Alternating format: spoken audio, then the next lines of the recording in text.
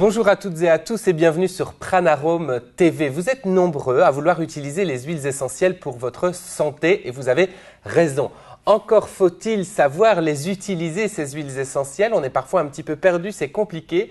Je vous propose de faire le point sur les dosages et les modes d'utilisation des huiles essentielles avec Régine Pire. Bonjour Régine. Bonjour Julien. Régine est pharmacien pour Pranarome. Alors Régine, comment utiliser les huiles essentielles ? C'est vrai qu'il n'est pas simple de savoir ce que l'on peut faire et comment faire. Nous avons principalement 3 voies d'administration possibles. La première voie, la diffusion, la deuxième, la voie cutanée et troisièmement, la voie orale. Alors la diffusion, c'est répartir des huiles essentielles dans l'air avec un diffuseur, c'est ça ? C'est ça. On peut mettre dans un diffuseur des huiles essentielles pures, seules ou en mélange. Quand l'appareil sera en fonctionnement, il va justement mettre ces particules en suspension dans l'atmosphère, particules que nous allons donc respirer. La majorité des huiles essentielles sont diffusables, peuvent être diffusées. Seules exceptions, les huiles essentielles qui contiennent des phénols, parce qu'elles sont caustiques. Un peu irritantes. Et donc du coup qu'elles peuvent irriter les voies respiratoires. C'est par exemple l'origan ou la sarriette des montagnes. Mais nous avons aussi les huiles essentielles acétones, parce qu'elles sont neurotoxiques. Et donc là, forcément, elles ne se diffusent pas non plus. Je pense par exemple à la sauge officinale. D'accord, alors la diffusion, c'est le premier mode d'application des huiles essentielles. Au niveau maintenant du deuxième mode, c'est… La voie cutanée. Donc ça, c'est le massage. Oui, parce qu'on peut mettre des huiles essentielles évidemment sur la peau.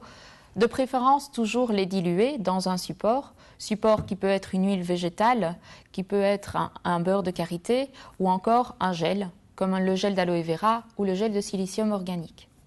Alors là, on dilue quelques gouttes. Quel dosage ? Alors, c'est là que tout se complique. La dilution va être fonction de l'action recherchée.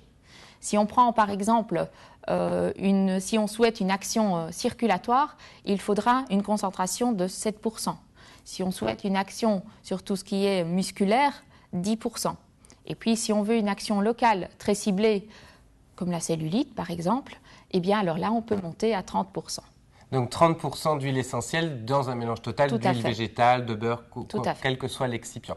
Donc le massage, c'est relativement clair. La troisième voie d'administration des huiles essentielles, c'est la prise par voie orale. Oui. Et là, évidemment, il faut être encore un petit peu plus prudent et s'y connaître sans doute un peu mieux. Oui, parce que toutes les huiles essentielles ne sont pas à avaler, évidemment. Elles sont en tous les cas toujours à prendre sur un support. Le support qui là peut être une huile végétale comestible, mais ça peut aussi être un peu de miel, comme le miel d'acacia qui est liquide et facile pour mélanger les huiles essentielles, un morceau de sucre ou encore de la mie de pain. Il existe aussi des comprimés neutres sans lactose qui peuvent être intéressants pour les personnes intolérantes, par exemple. On en a là, d'accord. Donc là, l'idée, c'est je mets 1-2 gouttes d'huile essentielle sur un support et j'avale, c'est ça ? Tout va dépendre de la personne qui doit prendre ces huiles essentielles.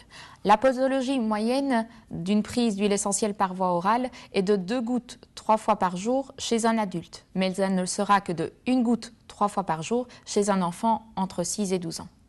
Il y a aussi, par voie orale, la possibilité de prendre des capsules qui sont préparées industriellement, prédosées et qui sont sous blister, ce qui permet évidemment de les emmener facilement avec soi où que l'on aille.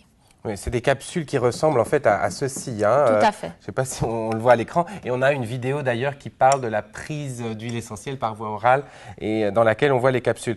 Donc, on a vu, on peut diffuser les huiles essentielles dans l'atmosphère. On peut les appliquer sur la peau pour autant qu'on les dilue en fonction de ce qu'on veut traiter. Et on peut les prendre par voie orale. Encore peut-être d'autres choses à ajouter ? Oui, qu'il y a des personnes à risque et qu'on ne peut pas faire n'importe quoi chez n'importe qui. Je pense par exemple aux enfants de moins de 3 ans, à qui on peut évidemment rien donner par voie orale. On peut aussi envisager les femmes enceintes, les femmes allaitantes et les épileptiques, chez qui on ne donnera jamais d'huile essentielle cétonique, donc qui contiennent des cétones, vu qu'elles sont neurotoxiques et abortives, ou encore aux asthmatiques, chez qui on évitera toutes les huiles riches en cinéole pour éviter justement une aggravation de leur pathologie. Tout à fait.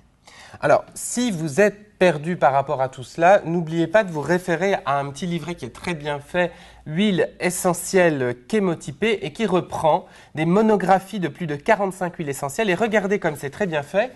À chaque fois qu'on arrive sur une huile essentielle, on voit si on peut la diffuser ou pas, si on peut l'ingérer ou non, et puis si on peut la masser. Et puis, bien sûr, vous aurez aussi une petite posologie, une petite recette. Ce livret est disponible dans vos pharmacies et vos magasins spécialisés. En général, il vous est offert à l'achat d'un produit Pranarome d'ailleurs. Merci Régine pour ces éclaircissements. De rien. Je vous donne rendez-vous sur Pranarome TV pour d'autres vidéos et sur pranarome.com pour découvrir tous les secrets de l'aromathérapie scientifique.